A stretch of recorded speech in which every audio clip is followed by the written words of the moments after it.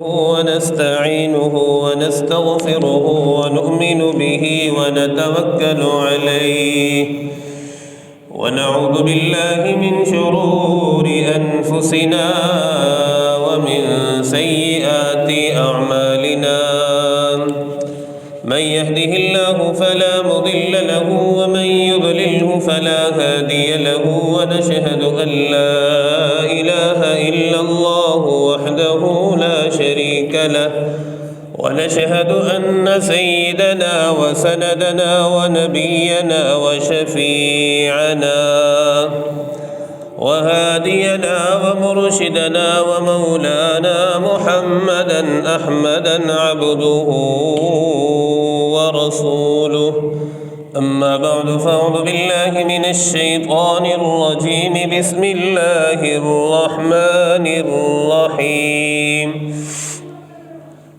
قال الله تبارك وتعالى في كلام المجيد والفرقان الحميد ما كان محمد أبا أحد من رجالكم ولكن رسول الله وخاتم النبيين وكان الله بكل شيء عليما وقال النبي صلى الله تعالى عليه وسلم كن في الدنيا كأنك غريب أو عابر سبيل اللهم صل على سيدنا محمد وعلى آل سيدنا محمد وبارك وسلم اللهم صل على سيدنا محمد وعلى آل سيدنا محمد وبارك وسلم اللهم صل على سيدنا محمد وعلى آل سيدنا محمد وبارك وسلم اللهم صل على سيدنا محمد وعلى آل سيدنا محمد وبارك وسلم میرے دوستو، انسان اس دنیا میں نہ تو اپنی مرضی سے آیا ہے اور نہ ہی اس دنیا سے انسان اپنی مرضی سے جائے گا۔ پھر انسان کو یہ حق نہیں پہنچتا کہ جو درمیان والی زندگی ہے اسے اپنی مرضی کے مطابق گزارے، چونکہ انسان کی زندگی کا مقصد اللہ رب العزت کی بندگی ہے۔ مقصد حیات رب تعالیٰ کی یاد ہے۔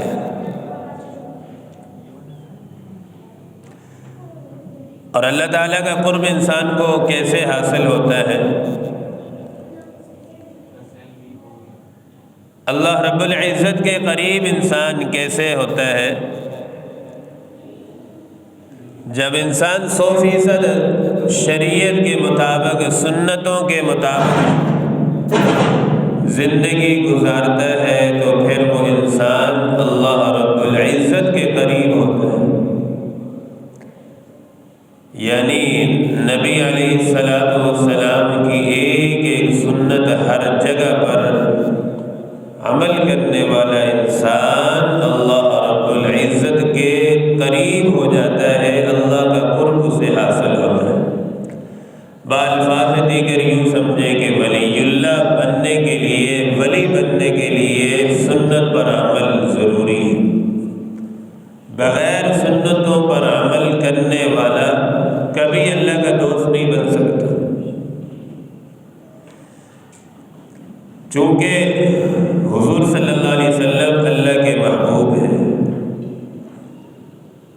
اللہ تعالیٰ نے قرآن مجید میں فرمایا قُلْ إِن كُنتُمْ تُحِبُّونَ اللَّهَ فَاتَّبِعُونِي يُحْبِبْكُمُ اللَّهُ، کہہ دیجئے محبوب صلی اللہ علیہ وسلم، ان کنتم تحبون اللہ، تم اگر چاہتے ہو کہ اللہ تعالیٰ تم سے محبت کرے کون نہیں چاہتا؟ ہر صاحب ایمان، ہر مسلمان، ہر بندہ مومن کی یہ خواہش ہے کہ رب تعالیٰ ہم سے محبت فرمائے، بلکہ ایک رحمت کی نظر ہی ہم پر ڈال دیں۔ وہ تو احکم الحاکمین ہے، بادشاہوں کا بادشاہ ہے، اسے کسی کی کیا ضرورت ہے، کیا حاجت ہے؟ ہمیں رب تعالیٰ کی ضرورت ہے کہ رب تعالیٰ ہم پر رحمت کی نظر فرمائے۔ قُلْ إِن كُنتُمْ تُحِبُّونَ اللَّهَ فَاتَّبِعُونِي يُحْبِبْكُمُ اللَّهُ۔ تم اگر چاہتے ہو اللہ تم سے محبت کرے، اللہ تم سے پیار کرے، اللہ تم پر رحمت کی نظر ڈالے، تو رب تعالیٰ نے خود ہی آگے فرما دیا فَاتَّبِعُونِي، تو تم میرے محبوب کی اتباع کرو، ہر جگہ، ہر کام میں، کار میں، گفتار میں، رفتار میں، چال میں، کردار میں، ہر چیز میں میرے نبی کا تمہیں طریقہ اپنانا ہوگا، پھر تمہیں کامیابی تمہارے قدم چومے گی۔ یحببکم اللہ، تو اس کا نتیجہ پھر کیا ہوگا؟ جب ہر چیز میں تم سنت کو اپناؤ گے، ہر جگہ سنت کو اپناؤ گے، پھر نتیجہ کیا ہوگا؟ قرآن مجید میں خود رب تعالیٰ نے بیان فرمایا یحببکم اللہ، پھر تمہیں اللہ کی محبت ملے گی، اللہ تم سے محبت کرے گا۔ وَيَغْفِرْ لَكُمْ ذُنُوبَكُمْ، خالی یہ نہیں کہ تمہیں رب تعالیٰ کی محبت نصیب ہوگی، وَيَغْفِرْ لَكُمْ ذُنُوبَكُمْ، تمہارے گناہوں کو بھی رب تعالیٰ معاف فرما دے گا۔ واللہ غفور الرحیم، اور اللہ تعالیٰ بڑا مہربان ہے، بڑا بخشنے والا ہے۔ تو میرے دوستو، دنیا میں کوئی انسان اپنی مرضی سے نہیں آیا، نہ ہی اپنی مرضی سے دنیا سے جائے گا۔ اب جو دنیا کی زندگی ہے یہ چند روزہ، چند دن کی زندگی ہے، کچھ ہی لمحے ہیں، کچھ ہی لمحے۔ آپ نے دیکھا ہوگا کائنات میں ہمیں رب العالمین کے منکر بھی ملتے ہیں، کتاب اللہ کے بھی منکر ہیں۔ گویا یوں کہ ہے کہ ہر چیز کے منکر آپ کو مل جائیں گے کہ میں اسے نہیں مانتا، بات ختم۔ لیکن کائنات میں کوئی آدمی ایسا نہیں ملے گا جو یہ کہے کہ میں موت کا بھی انکار کرتا ہوں۔ موت کا آج تک کسی کا باپ بھی انکار نہیں کر سکا کہ میں موت کو نہیں مانتا۔ مانے یا نہ مانے، موت ایک اٹل حقیقت ہے جو آ کر ہر انسان کو آ کر رہے گی، کوئی اس سے بچ نہیں سکتا۔ ہر ایک نے موت کا ذائقہ چکھنا ہے۔ پوری کائنات میں فنا ہونا ہے، ایک رب العالمین کی ذات ہے جو باقی ذات رہے گی، باقی ہر چیز کو فنا ہے، فنا ہے، ہر چیز کو فنا ہے۔ پیارے آقا نے فرمایا نا، اکثرو، یاد کیا کرو موت کو بھائی، یاد کیا کرو، قبرستان میں جایا کرو، اپنے نفس سے مخاطب ہو کر یہ کہا کرو یہ رہا تیرا حسن، یہ ہے تیرا جمال، یہ ہے تیرا مال و دولت، یہ ہے تیرا بینک بیلنس، اور یہ جتنے قبرستان میں سوئے ہوئے تیرے سے کتنے ہزار درجے بڑے بڑے خاندانوں والے تھے، بڑا حسن و جمال ان کا تھا، بڑی واہ واہ واہ تھی۔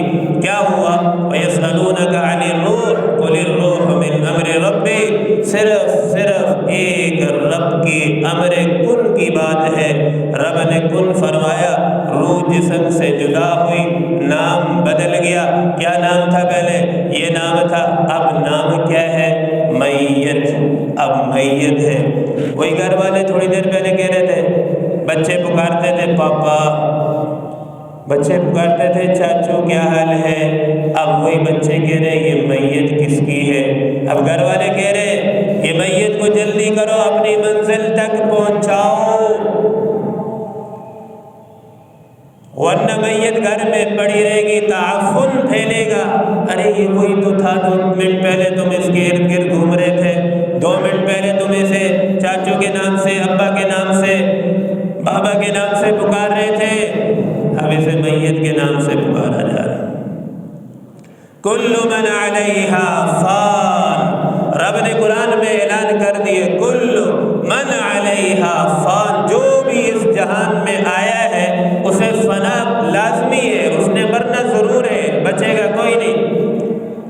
اب یہ مفسرین نے کتابوں میں یہ لکھا ہے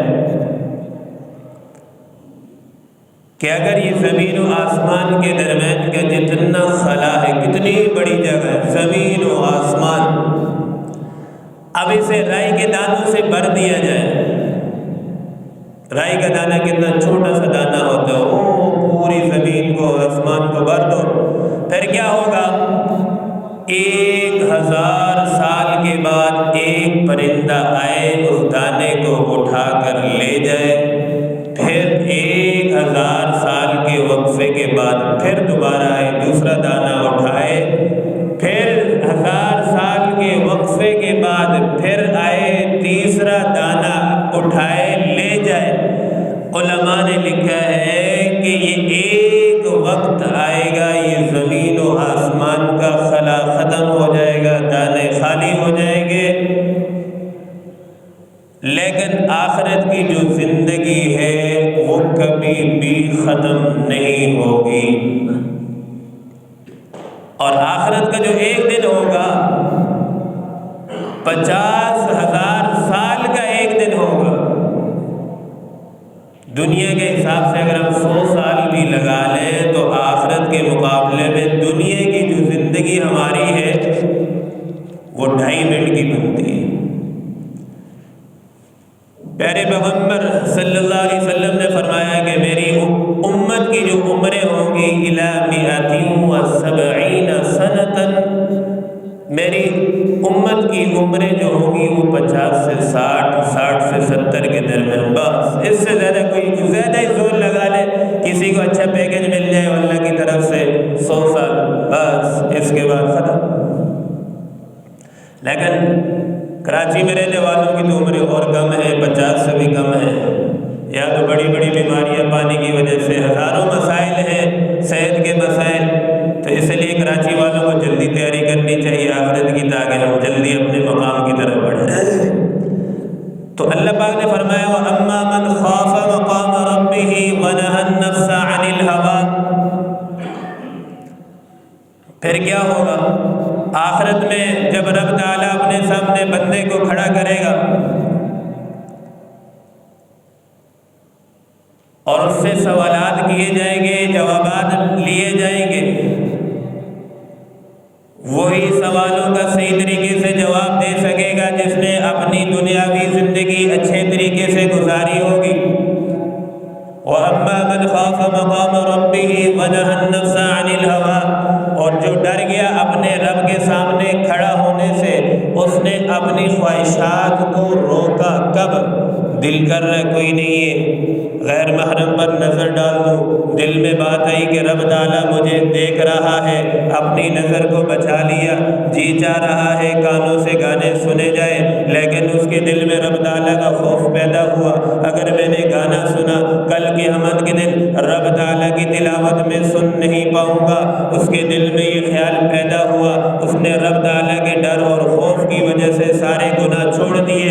ایسے بندے کے بارے میں رب تعالیٰ فرماتے ہیں کل قیامت کے دن اس کا جو ٹھکانہ ہوگا فَإِنَّ الْجَنَّةَ هِيَ الْمَأْوَىٰ، اسے میں جنت میں اعلیٰ سے اعلیٰ مقام دوں گا۔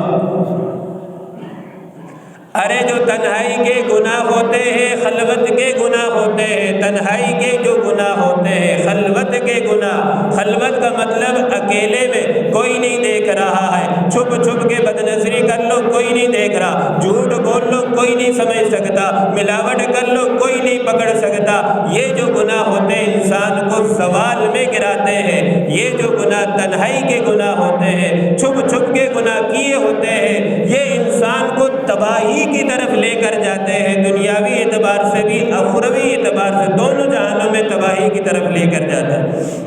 اور اگلی بات جو ہے، جو چھپ چھپ کے نیکیاں ہوتی ہیں، چھپ چھپ کے جو نیکی کی جاتی ہے، یہ انسان کو ترقی کی طرف، بلندیوں کی طرف لے کر جاتی ہے۔ آپ نے دیکھا ہوگا جو نیک لوگ ہوتے ہیں، اللہ والے ہوتے ہیں، ان کے ساتھ مصافحہ کرنے کے لیے ہر بندہ تمنا کرتا ہے کہ میں خالی اس کی زیارت تو کر لوں۔ کیا وجہ ہوتی ہے؟ تنہائی کے گناہوں سے وہ بچتے ہیں، خلوت کے گناہوں سے وہ بچتے ہیں، اپنے دامن کو ہر لمحے اپنے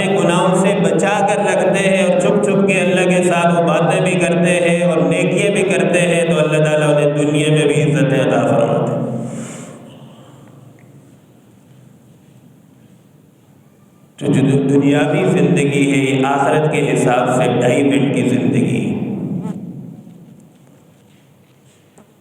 ایک آدمی نے بڑا شاندار قسم کا محل تعمیر کروایا بادشاہ نے،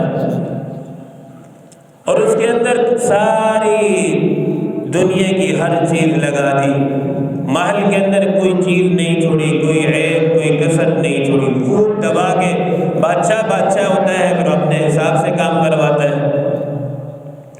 اور اس نے یہ اعلان کر دیا جو آدمی اس میں کوئی نقص نکالے گا میں اسے انعام دوں گا۔ ہر آدمی آتا گیا، محل کو یہاں سے دیکھے، یہاں سے ماشاءاللہ اچھا بنا ہوا ہے، ہر چیز کی شاہکار ہے، بہترین ہے، لاجواب ہے، جاندار ہے، شاندار ہے، کوئی آدمی اس کا نقص نہیں نکال سکا۔ اصل بات یہ ہوتی ہے جب انسان کے دل میں دنیا کی محبت ہوتی ہے تو اس کے دل میں دنیا والوں کی قدر و قیمت ہوتی ہے۔ جب انسان کے دل میں دنیا کی محبت، مال کی محبت، انسانوں کی محبت نہیں ہوتی، پھر رب تعالیٰ کی محبت ہوتی ہے، تو پھر اسے ہر جگہ ہر دیوار پر جہاں جہاں وہ دیکھتا ہے اسے رب تعالیٰ کی حکومت ہی نظر آتی ہے، اسے دنیا والوں کی حکومت ہی نظر آتی ہے کہ دنیا کیا کر سکتی ہے۔ ایک بوڑھا آیا، بڑے میاں جی آئے،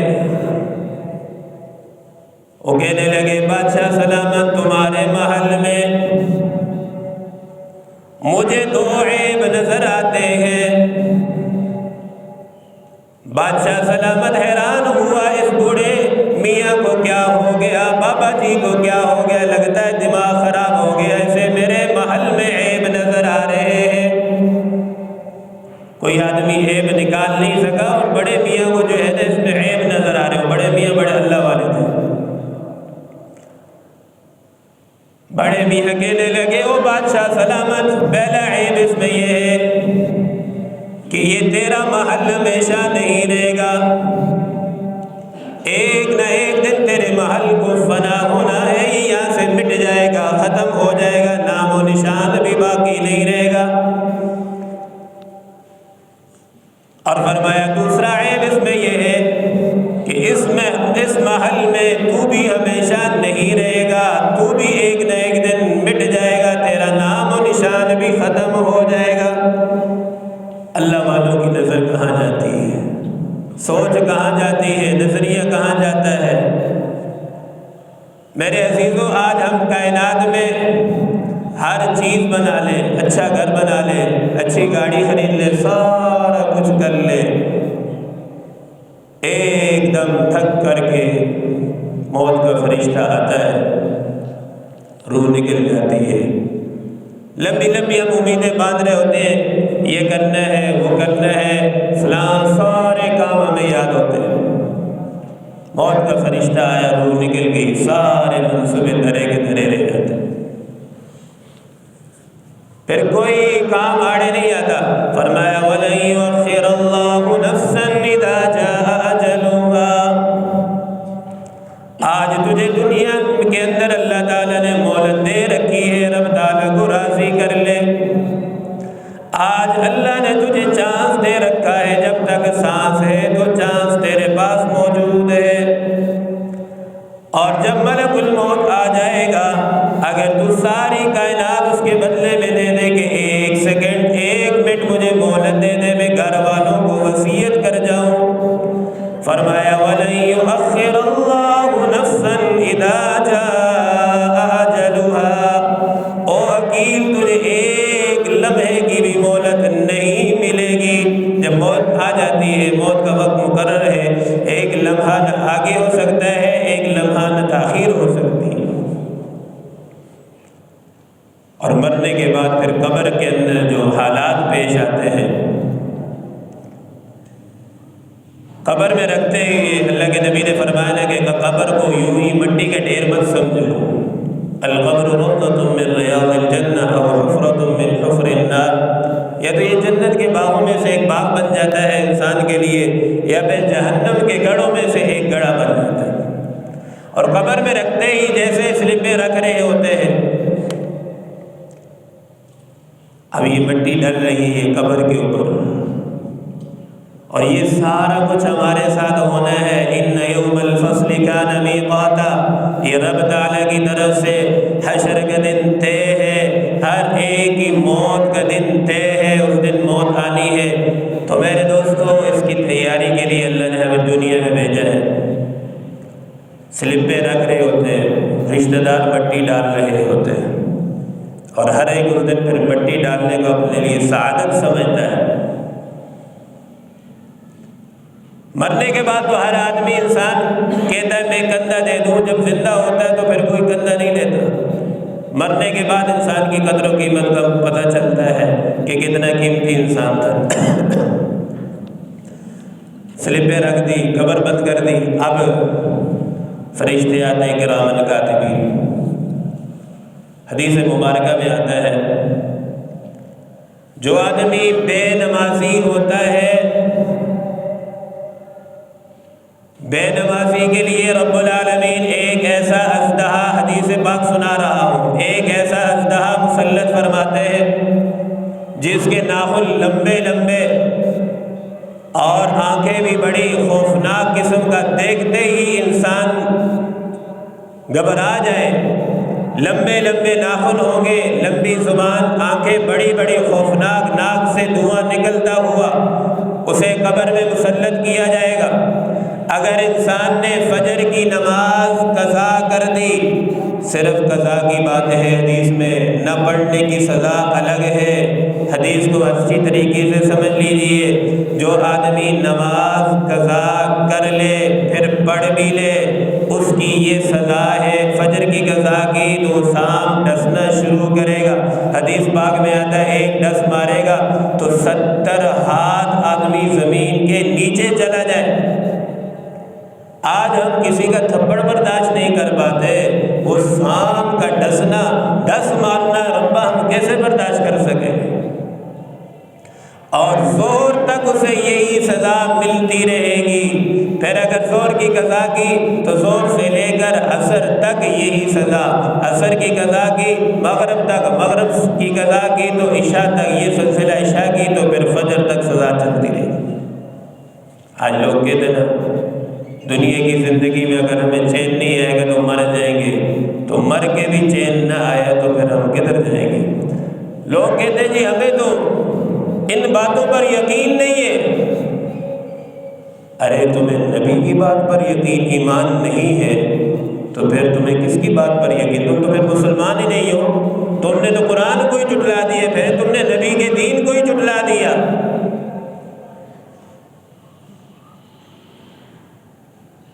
تو قبر کے اندر نماز میرے دوستو اتنی ضروری ہے۔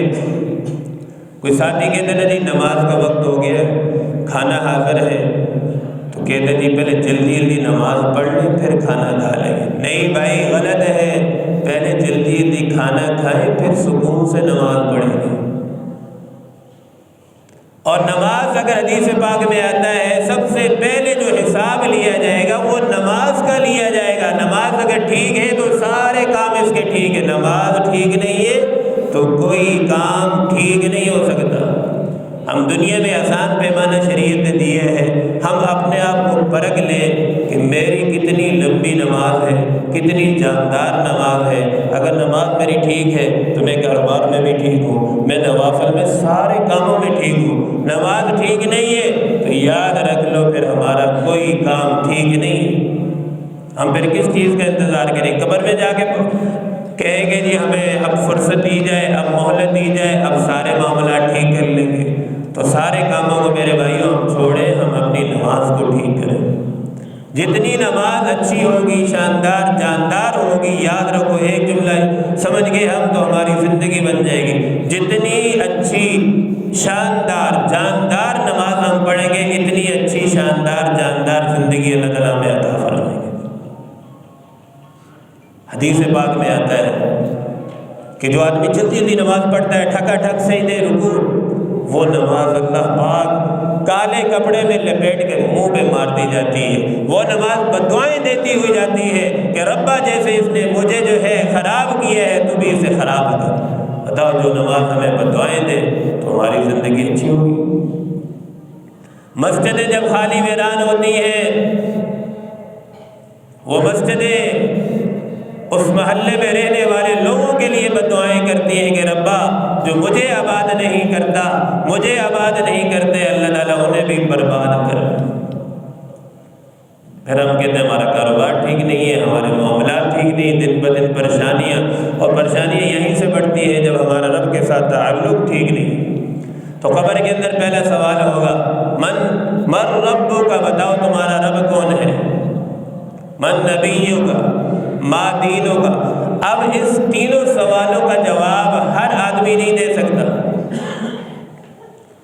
وہی آدمی ان سوالوں کا جواب دے سکتا ہے جس نے رہتے ہوئے، زندہ ہوتے ہوئے اپنے رب کو پہچانا ہوگا، حرام کبھی نہیں کھایا ہوگا، حلال طریقے سے مال کمایا ہوگا اور کھایا ہوگا، وہی جواب دے سکے گا ربی اللہ، میرا رب تو اللہ ہے، فوراً کہہ دے گا۔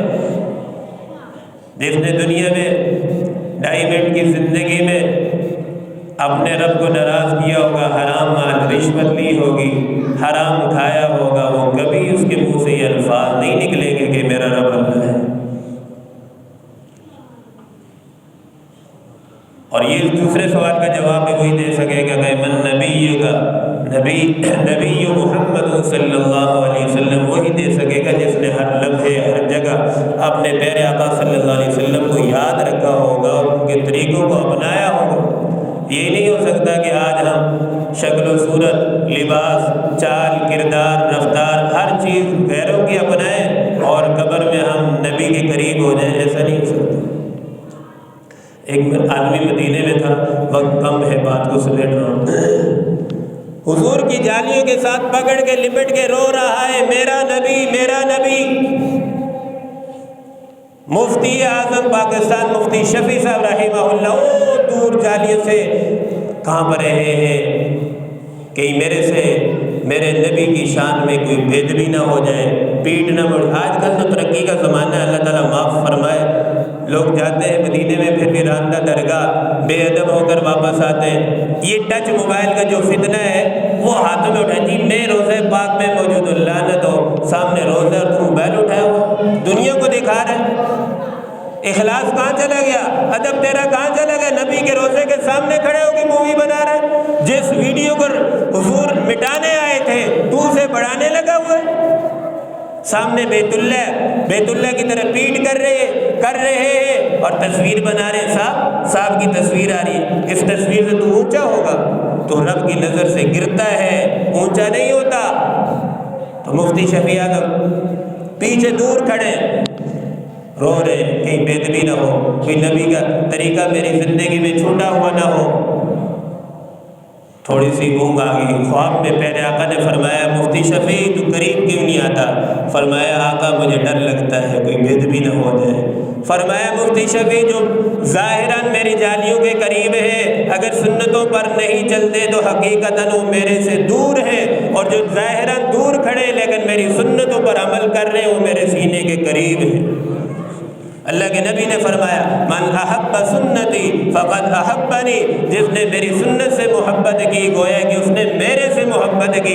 اور آگے پھر فرمایا ومن احبنی کان معا فی الجنہ، جو میرے سے محبت کرتا ہے وہ جنت میں میرے ساتھ یوں ہوگا۔ اب ہم خود فیصلہ کر رہے ہیں کہ ہمیں نبی کا ساتھ چاہیے یا انگریزوں کا ساتھ چاہیے۔ جب ہمیں نبی کا ساتھ چاہیے تو دنیا میں ہمیں نبی کے طریقوں کو اپنانا ہوگا، پھر نبی کا ساتھ ہمیں ملے گا۔ اور میدان حشر میں بات کو سمیٹو، 4 سوال ہوں گے۔ پہلا سوال یہ کیا جائے گا کہ بتاؤ بھائی تمہیں جوانی ملی تھی، جوانی کن کاموں میں خرچ کی؟ 4 سوالوں کا جواب جب تک ہم نہیں دے پائیں گے قدم ہمارے ہل نہیں سکتے، نبی نے فرمایا۔ دوسرا سوال یہ ہوگا کہ جوانی کن کاموں میں خرچ کی؟ تیسرا سوال یہ ہوگا کہ بتاؤ مال کہاں سے کمایا، مال کہاں سے کمایا، کن طریقوں سے کمایا، حلال سے حرام سے؟ اور چوتھا سوال یہ ہوگا کہ وہ مال کن کاموں میں خرچ کیا؟ میرے دوستو تصورات کی دنیا میں گھوم جائیں، آج ہم سے اگر کوئی سوال کر لے کہ پورے ایک دن کا حساب دے دو، خدا کی قسم ہم نہیں دے سکتے۔ تو رب تعالیٰ کو پوری زندگی کا حساب ہم کیسے دیں گے؟ اس لیے اپنے معاملات کو صاف رکھیں، اپنے کاروبار کو حلال طریقے سے، جھوٹ نہ ہو، ملاوٹ نہ ہو، غلط چیز اچھی بتا کر غلط نہ بیچیں۔ اللہ تعالیٰ سے دعا ہے کہ اللہ تعالیٰ ہم سب کو دین کی سمجھ اور دین پر عمل کی توفیق عطا فرمائے۔ وآخر دعوانا الحمدللہ رب العالمین۔